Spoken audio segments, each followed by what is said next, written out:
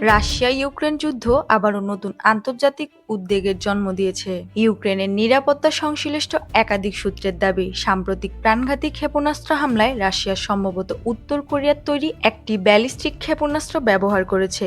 যদি এই তথ্য নিশ্চিত হয়, তাহলে প্রায় এক বছরের মধ্যে ইউক্রেন যুদ্ধের উত্তর কোরিয়ার ক্ষেপণাস্ত্র ব্যবহারে এটি হবে প্রথম ঘটনা। প্রতিবেদন অনুযায়ী হামলাটি ইউক্রেনের ক্রিভিরি এলাকার কাছে সংঘটিত হয়। একই রাতে রাশিয়া ইউক্রেনের বিভিন্ন অঞ্চলে কয়েক ডজন ক্ষেপণাস্ত্র এবং শত শত ড্রোন নিক্ষেপ করে। ইউক্রেনের কর্মকর্তাদের ভাষ্য অনুযায়ী এসব হামলায় অন্তত কয়েকজন বেসামরিক নাগরিক নিহত হন এবং বহু মানুষ আহত হন।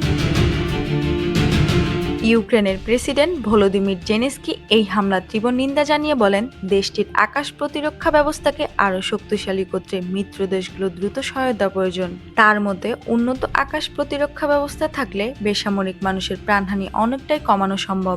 বিশ্লেষকদের মতে, রাশিয়ার হাতে যদি আবার উত্তর কোরিয়ার তৈরি ক্ষেপণাস্ত্র পৌঁছে থাকে, তাহলে এটি শুধু যুদ্ধক্ষেত্রের বিষয় নয়, বরং আন্তর্জাতিক নিরাপত্তা ও অস্ত্র সরবরাহ নিয়ে নতুন প্রশ্ন তৈরি করবে।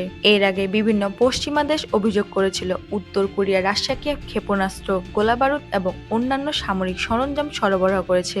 মস্কো ও পিংইয়ং এসব অভিযোগ অস্বীকার করে আসলেও সাম্প্রতিক ঘটনাগুলো সেই বিতর্ককে আবারও সামনে নিয়ে এসেছে।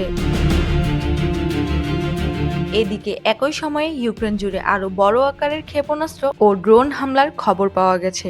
ইউক্রেনের বিমান বাহিনীর তথ্য অনুযায়ী রাশিয়া ৭০টি বেশি ক্ষেপণাস্ত্র এবং প্রায় ২৮০টি ড্রোন ব্যবহার করে একাধিক শহরে হামলা চালায়। যদিও অনেক ড্রোন ও ক্ষেপণাস্ত্র প্রতিহত করা সম্ভব হয়েছে, তবুও বেশ কয়েকটি লক্ষ্যবস্তুতে আঘাত আনে এবং ব্যাপক ক্ষয়ক্ষতি হয়।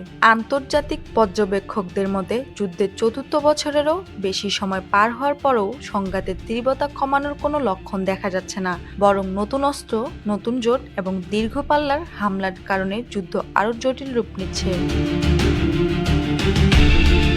সব মিলিয়ে উত্তর কোরিয়ার ক্ষেপণাস্ত্র ব্যবহারের এই অভিযোগ সত্য প্রমাণিত হলে তা ইউক্রেনের যুদ্ধের গতিপথের গুরুত্বপূর্ণ প্রভাব ফেলতে পারে। একই সঙ্গে এটি আন্তর্জাতিক নিষেধাজ্ঞা, অস্ত্র নিয়ন্ত্রণ এবং আঞ্চলিক নিরাপত্তা নিয়ে নতুন করে কূটনৈতিক আলোচনার জন্ম দিতে পারে।